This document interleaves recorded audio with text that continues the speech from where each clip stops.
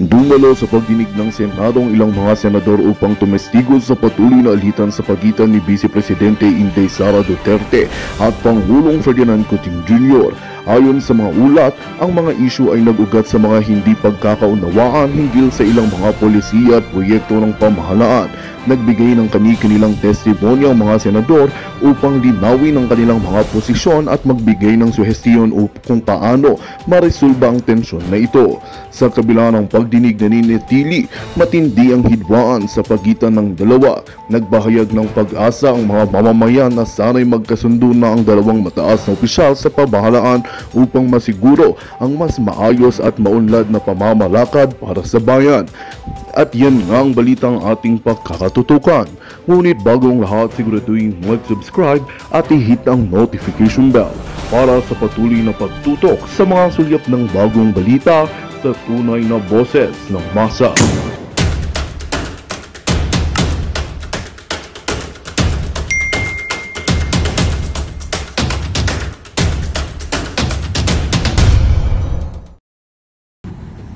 Yield the floor to Senator Robin Hood Padilla. I think you have some questions to the Chief PNP. Yes, sir. Opo, mahal na tagapangulo. Pwede po bang... with the indulgence of Senator Bongo, are you okay? Pamaya yung opening statement mo. Go ahead, Senator Robin Hood Padilla. Opo, akin lang pong babatiin ng ating idolo, ang taong bisyo, ang magserbisyo, Senator Bongo. Magandang umaga po. Opo. Senator Bongo, pwede present. po makapagtanong sa ating pong PNP Chief. Opo. Yes, you have the floor, Your Honor. Salamat po. Sir, marami pong, ako po ay tagapangulo din po ng Komite ng Public Information at Mass Media. Ako po ay tunay na hirap na sa pagsangga sa mga fake news. Ako naman po ay nagpapasalamat sa pamunuan ng PNP at laging maliwanag naman po ang inyong pagbibigay ng impormasyon. Nagkakataon lamang po na imbis yung paliwanag ninyo ang naririnig, mga vlogger na hindi natin maintindihan. Ngayon po sana magamit po natin ang pagdinig na ito upang linawin lang po ang isang bagay. Medyo hindi po ito. Ako po nagpapasalamat po ako sa inyong statement kanina patungkol po dito.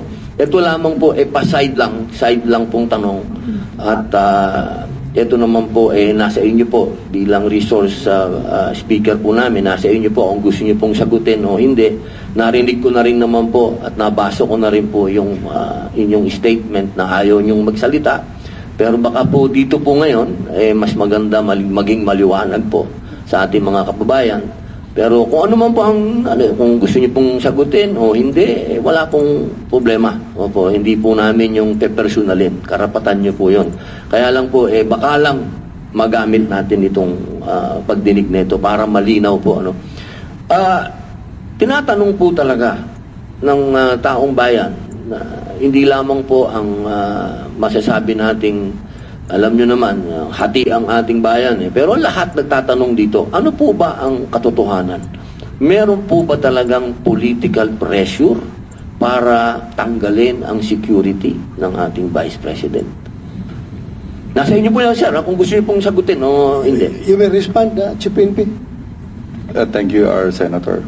No, that's yun po yung sinabi nyo. Wala pong political pressure. It's ang ginagawa po natin, it's really to rationalize po yung deployment ng PNP natin, and we have to make sure, no po, sabi po nila, alam mo sir, ang nangyari po, not only the Vice President, our Vice President na nagalit po sa atin at kalim po na it's a political, no, not even, marami po kami tinanggalan, even yung mga classmate ko ng mga general, sabi ko, it's a time na talagang we have to rationalize. And in fact, we have already made yung sa policies natin na kung may mga threat, yung mga, then when they retire, kasi may mga threat, is only about 6 months. And afterwards, they can ask kung meron po talagang threat. And we have to make sure, no, ang deployment po, we have to reframe po yung, kasi yung term po natin, VIP, ang security. No, there's no term as VIP. Remember, this is a police unit, sa professional police po. They are all graduates, and di po kami kagaya dati na graduate po ang mga police po natin. And we want to make sure that they are being deployed properly. Tinanggal po natin yan because ang gusto po natin, we have to professionalize po yung PSPG and make sure na dalawa po yung criteria. high threat, high security threat, and medium security threat, and no threat at all. We want to make sure that there is already a perceived threat, and there's a difference between a perceived threat and an actual threat. Dati kasi, VIP ang tawag natin, that's a perceived threat. Kaya nga sinasabi po natin, and we have to rationalize and we have to change our policies regarding po dun sa deployment ng tao. Kasi ang sasabi ko nga, we need more people on the ground. Marami po kami talagang kulang. And to be honest, sir, talagang ang gusto po natin, talagang ibaba yung mga tao natin, or very strict our police procedures natin. Marami po tayong kinasuhan na moonlighting na police natin. It all started in Alabang, when we see two staff personnel na nandun po being used as security. And dahil po nga doon, bakit nangyayari doon? And we have to rationalize our people. We have to account them. They want to make sure. And with regard po doon sa iba, hindi lang lahat po tinanggalan po natin because we don't see any threat sa mga bantao. At ang sinasabi ko nga, kung meron pong reason, ibibigay po natin. Second, but in the case of the Vice President, do you think may threat sa kanya o wala? Sir, wala po siyang threat. Wala po kami nakita. He's being loved by our people. Ang sasabi ko lang, second, ang security po ng ating Vice President is are you under sure the... with the strong stand against the CPP, NPA, wala siyang threat na buhay niya? Sir, ang may hawak po ng security po ng ating Vice President is the Presidential Security Command. It was issued on July 9. The security of the President and the Vice President lies on the Presidential Security Command. And we will not stop po if the General Morales from the PSC asks our help to ask for more personnel, then we will give po. And the one who's making the threat assessment is not anymore. It's the Presidential Security Command po. Well, alam mo, ilan bang iniwan mo doon na security kay BP? May 31 pa po. 31? Opo. Are the 31 remaining security of her own choice or ikaw ang pumili?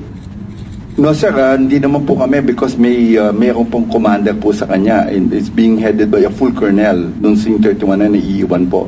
And it's up to him, up to her po yung babae po natin to really choose yung mga tao natin.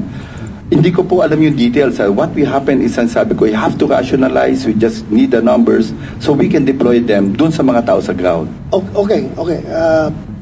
In behalf of the Vice President and in behalf of the Filipino people who want that our Vice President is properly secured and protected, can I ask you, for the record, that yung iniwan mo na 31, pwede ba nabigyan mo ng laya yung ating Vice President kung sino sa kanyang mga former security ang pwedeng iiwan mo? Kasi ang reklamo nga niya, may iniwan ka nga pero hindi niya kilala, hindi siya komportable. Baka pwede yung mga security niya na from Davao na matagal na sa kanila, nakilala niya, komportable siya, baka pwedeng yun na ang ibigay natin. Kasi ang nangyari kasi, yung mga pulis na yun, kilala ko yun, mga tao ko yung mga pulis na yun. Andito ngayon, inassign mo dito sa Krami or sa Region 4 ba yun? If we are for localization para effective ang ating kapulisan sa kanilang trabaho, baka pwedeng yung taga-Davao na lang ilagay mo doon. I'm just appealing to you. I am not questioning your wisdom. Ako, just treat me as an ordinary Pilipino na gusto talagang masecure yung ating pangalawang Pangulo. Baka pwede naman na papiliin mo siya kung sino yung gusto niyang maiwan doon. Ilan ang tinanggal mo? Tama! Marvin? 75. Yung 75 na tinanggal mo, baka pwedeng, tapos may iniwan ka na 31. Sir, our chairman, can I make it clear first? No?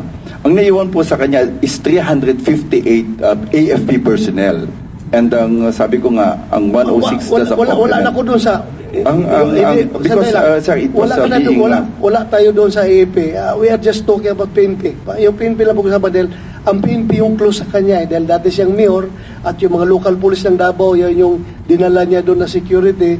Yun lang ang pag-usapan natin, yung local, yung police lang. Kung yung 31 na yun na iniwan mo, pwede ba na pagbigyan natin ang pangalawang Pangulo na pumili siya kung sino gusto niyang maritin doon na 31? Wala problema. Kahit na hindi mo na ibalik yung 75 na tinanggal mo, okay na yun. Gamitin natin yun sa police visibility. Ako mismo as former chief PNP, I am with you when you say na you need people on the ground. Alam ko pareho tayo. Ang tagal na natin gusto yung mga tao na yan na matanggal sa mga VIP security dahil para magamit natin. Pareho tayo ng paningin. Pero yun lang ako bilang isang Pilipino na gustong masecure ang ating pangalawang Pangulo. Pwede ba na yung 31 na yun, bigyan mo siya ng laya na pumili na yung tinanggal mo na dinala mo doon sa Region 4 na mga taga Davao, baka pwede yun nilagay mo para naman may peace of mind siya na sigurado siya na yung security niya ay talagang kanya. Yun lang, pag-iusap ko lang sa iyo. I'm not directing you as the chairman of the Senate Committee on Public Order and Dangerous Drugs. This is my personal appeal to you, being a Filipino. Kasi ayaw ko talaga na may mangyari sa ating pangalawang Pangulo. Pag yan ay naambos ng NPA at nagsibagtakbuhan yung mga security niya, nakakaya tayo. Pero kung yung ibalik mo yung mga taga Davao na talagang makipagpatayan sa kanya, yung mga pulis na yun na local, ay you and me can sleep properly at night na walang mangyayari sa ating pangalawang Pangulo. That's my assurance to you. Kung ibalik mo yun. Kaya ako nakiusap sa iyo. Yun lang, appeal to you. Na pwede ibalik yung mga taga Davao. Kahit na yung 31 lang. Yung 31 na sinabi mo iniwan, palitan mo yun ng mga trusted niya, na kilala niya. Yun lang, pakiusap ko sa iyo. If I may, Mr. Chair, no. Itong 31 na naiwan na GPNP, choice to ng Vice Presidente o kayo na po ang pumili dito? Bago na po ba sila? Chairman, no, hindi ko kasi nakita. It's only the 106, no, the personnel na nakatalaga po kay VP in addition dun sa 358 na AFP. Ang 106 yan, I really hindi po sila kilala. Ang sinasabi ko lang, we have to reduce our personnel. Based dun sa recommendation po ng PSPG commander, I have to talk to these people and talk to the chief of staff of the VP kung tama po yung numbers, no. But if you ask me for the details, I don't know these people, hindi ko po sila kilala kung sino po naiwan. Ang sinasabi ko lang, this is inadequate na 31 po ang ibigay namin. But if kung sinasabi niyo po, it will help, then let it be po. We have hindi mo po kami nag-argumentative with regard po sa security. If it will help, if we can add, it really depends on the VP, of course. Yung head po ng security niya, yung PSC po, si General Morales, then let it be po. Okay, check naman si PNP kung itong mga naiwan, choice ba niya? Tama yung sinabi ni Chairman Bato. Choice niya ito o kayo ang pumalit bago na po itong mga to? Chairperson, hindi ko po, number one, I don't have yung kilala po. Ang sinasabi ko lang, out of the 106, kasi I assume lahat yung tao niya po, yung 106 na yun. Then, ang sinasabi ko, I have to reduce based dun sa recommendation natin na wala po siyang threat. Kasi, ang sabi ko nga, ang PNP is just an augmentation of the security being given by the Presidential Security Command. Kung sinasabi po natin na makakatulong po, then let it be po. And we will help in securing the Vice President po. Wala na bang naka-deploy ngayon na PSPG sa mga negosyante lang? Ang sinasabi ko, sir, may mga high threat po at pinatanggal ko po. If you will look at the numbers, pinatanggal ko po lahat. Basta ako, General Marvel, high security threat pa rin yung ating pangalawang Pangulo. You may question my opinion, but that's my own opinion. I know her very well.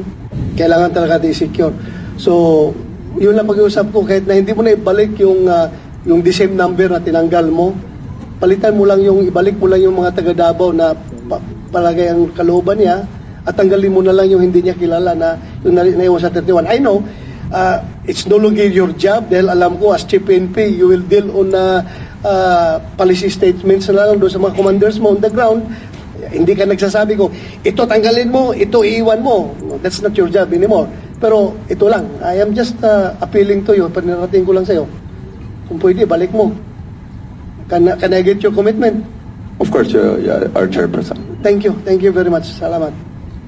Senator Robin Padilla, General Senator Bongo. Apo, Mahal na tagapangulo, wala na po akong masasabi. Usapan na po yan ng isang dating PNP chief at ngayon ay kasalukuyan. Mahirap na pong pumasok dyan. Siguro po ang ating kaibigan. Thank you, Senator Romero Padilla. Gusto mo ba marinig? Pakinggan mo muna yung opening statement, Senator Bongo, before I will let you leave. At saka, go ahead, Senator Bongo. Your Salamat, Mr. Chair. Let me remind the PNP that in its operational procedures, only necessary and reasonable force should be used to accomplish the task of enforcing the law and maintaining peace and order. The operational manual of the PNP also states that the use of weapons are only in lethal approach and as a last resort if the suspect is armed and dangerous, or if there is unlawful aggression or intention to cause severe injury, serious bodily harm, or death to police officers and other people. At sa mga nakarang araw po, may reports po nakarating na meron po mga naka-deploy na SWAT team, no? PNP SWAT team in full combat gear. Naka-full combat gear sila sa palibot ng central compound ng Kingdom of Jesus Christ sa Davao City. Nagdudulot po ito ng panic. Siyempre, lalo-lalo na po doon sa mga bata, sa mga estudyante, nagkaka-trauma po sila. As Vice Chairman po ng Committee on Public Order, hindi ba ang motto ng PNP is to protect and to serve? Serve who? Yun po ang mga katanungan natin. Kawawa naman. Not to scare. Not to scare po. Alam nyo naman, sir, alam nyo, lahat po yan. Panahon ni dating Pangulong Duterte, full support kami sa police, lalo-lalo na po in line of duty. Ikipagpatayan po kami sa inyo. Isa po sa ating isinulong nun, doblehin, taasan ang sweldo ng ating police uniform personnel. We work with various executive agencies and the entire Congress na may sa katuparan ng pangakong binitawan. At dahil ako mismo, ako na utusan ni dating Pangulong Duterte noon na ipaglaban po ang uniform personnel natin. At hanggang ngayon, full support naman po kami sa inyo. Mahal na mahal po namin ang Philippine National Police, ang Armed Forces, ang uniform personnel. Atin lang po dito, sana po'y maging non-partisan kayo. Gawin nyo lang po ang inyong trabaho. Protektahan ang karapatan ng Pilipino. And every operation should be conducted within the bounds of law. Kawawa naman po yung mga pulis na no choice kundi sumunod lang po sa utos sa taas. Alam ko mas maraming pulis ang professional at magagaling. Alam niyo po yun. Dito lang kami to support the police, pero sana po maging maayos, maging batas at hindi maapektuhan lalong-lalo na yung mga bata. Yung mga bata na natotrauma po kung wala naman sigurong teroristang, hindi naman po siguro terorista ang hinahanap ninyo. Yun lang po. Maraming salamat, Mr. Chair. Pinapalalahanan ko lang. Gawin nyo lang po yung tama. Salamat po. Thank you, Your Honor, Senator Bongo. Alam ko how you love the PNP. Isa ka sa nagsumikap talaga na magiging doble ang sweldo ng PNP noong panahon ni Pangulong Duterte. Kaya maraming salamat. Yung tanong mo kayang issue about yung mga naka-SWAT uniform na nakatayo na parang na-terrorize yung mga tao doon sa malapit sa Kingdom of Jesus Christ. Andito si RD, pero 11, General Torre. Can you enlighten us what happened? Bakit nagkaganon? Maraming SWAT doon na naka-itim. At pilit kinakausap ng mga tao, ayaw sumagot. Nakatakot ang mukha, General ayaw Torre, daw, wala daw nameplate. Hindi daw nagpakilala kung sino sila. So, the more na intimidated ang tao sa presensya ng pulis na gano'n, ayaw mo na sila kausapin. Dapat friendly sila sa mga kababayan natin pag tinatanong. Sir, Yeah, go ahead. You have the floor. Thank you, sir. Good morning, sir. I take responsibility for the deployment of those personnel, sir. Actually, sir, hindi yan eksaktong kaharap, sir. Ang mga SWAT na yan, sir, tsaka sa gabi lang, sir, na ginagawa yan. Because, kung titingnan natin, sir, there is a wanted person in the premises of the compound. Nakita natin noong June 10, in-attempt nating i-serve ang warrant at hindi nga, sir, napasok talaga, sir, dahil talagang napakalagay ng resistance. And we're just very conscientious na bawasan lang ang possibility na makatakas, sir.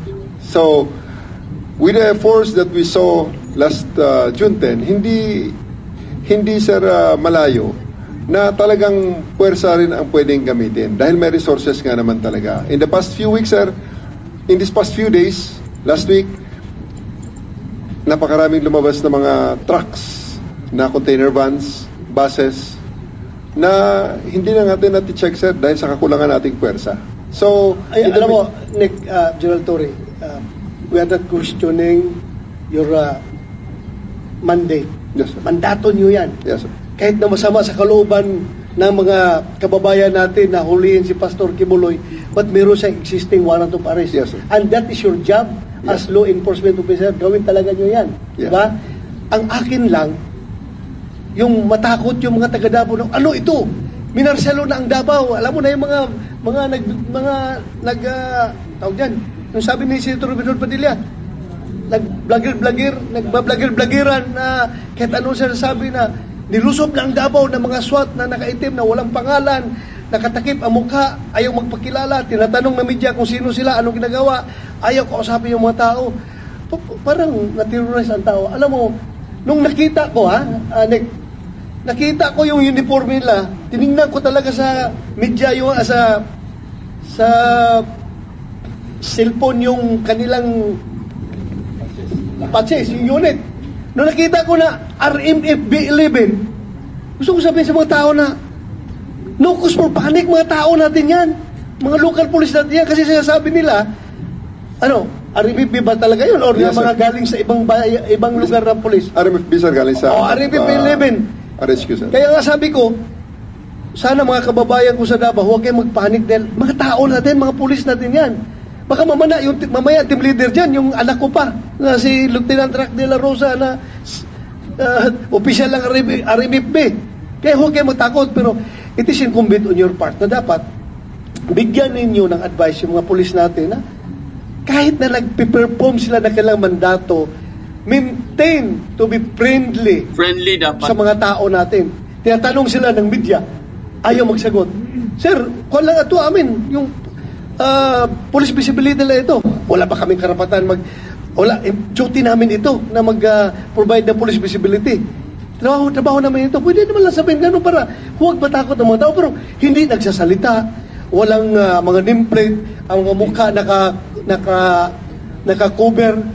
Kaya ang tao na intimidate. So dapat you should be there to to normalize the situation. Huwag natin takutin yung tao. Yes. Pacify ka. Can I qualify some of the things, Yeah, sir? go ahead. Sir, when we say media, sir, sana sir kung mainstream, pero sa ngayon kasi sir, focus lang talaga sir naman, sa Manila naman talaga sir ang gumagawa ng focus dun sir sa ganong situation. So we don't want to fight with the media in general, sir, Pero kitang-kita naman natin, sir, na ang may focus lang, sir, at may interest lang talaga na hinahanapan ng detail order, hinahanapan ng mission order, hinahanapan pa nga ng lisensya, sir, ang mga baril namin, sir, eh. So, SMNI lang naman, sir, na personnel at yung mga taga-KOJC. And I think, sir, it is already out of bounds sa part nila because it is already, sir, in the public road. At hindi lang naman sila, sir, ang tina-checkpoint doon. Kitang-kita naman, sir, lahat, sir, may checkpoint tayong lahat ng checkpoint natin, sir, walang pinipili. Yan lang naman, sir. Mr. Chair, Yeah, thank you. Mr. Chair, sorry po if may I say something po? Okay, good. Pasensya na po, Mr. Yes, Chair, yes, kahit go ahead. hindi pa po na-recognize. Yeah. Kasi But, meron kayong opening statement yes po. di ba? Okay. Sino magre-read? Okay, paalis na para baka para makarinig pa po si General Marbil po sa Please go ahead. Sana statement po makinig namin. muna si General Yes. Marbil, sir. Ha? Sana makinig muna. Sir, wag mo nang Ganito. umalis, sir. Ganito, Wag mo na siya umalis. ganito. Kung pwede lang.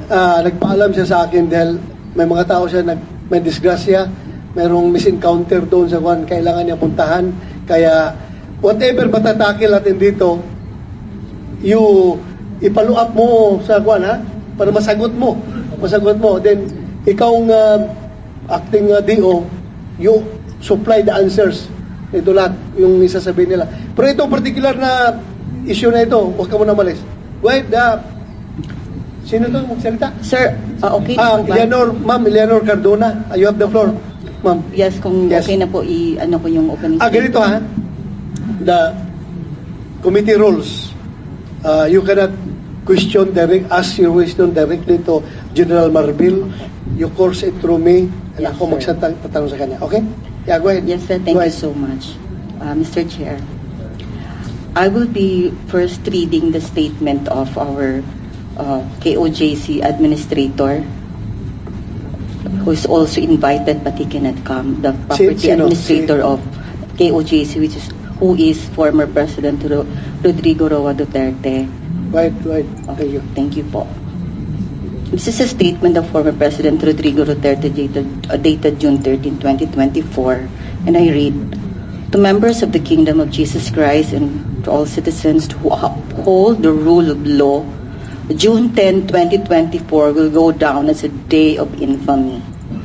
Heavily armed battalions of the Philippine National Police, Special Action Force, and the Criminal Investigation and Detection Group raided various church compounds in Barangay Buhangin and Tamayong, Davao City, Glory Mountain and Cusans Baptismal Resort, Samal Island, and the Kitbog Compound, Malungon, Sarangani Province, ostensibly in a coordinated effort to serve warrants of arrest on Pastor Apollo Quiboloy.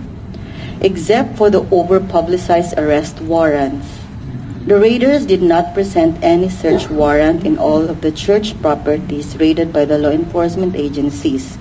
This is a clear violation of the law. It has an overkill in any language. This act cannot go unpunished.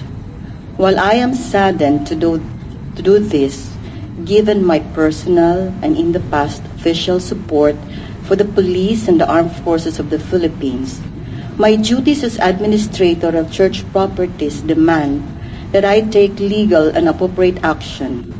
In line with this, I have ordered not only the preparation of affidavits of all members aggrieved and traumatized by the said unfortunate incident, but also an inventory of church properties destroyed as a consequence.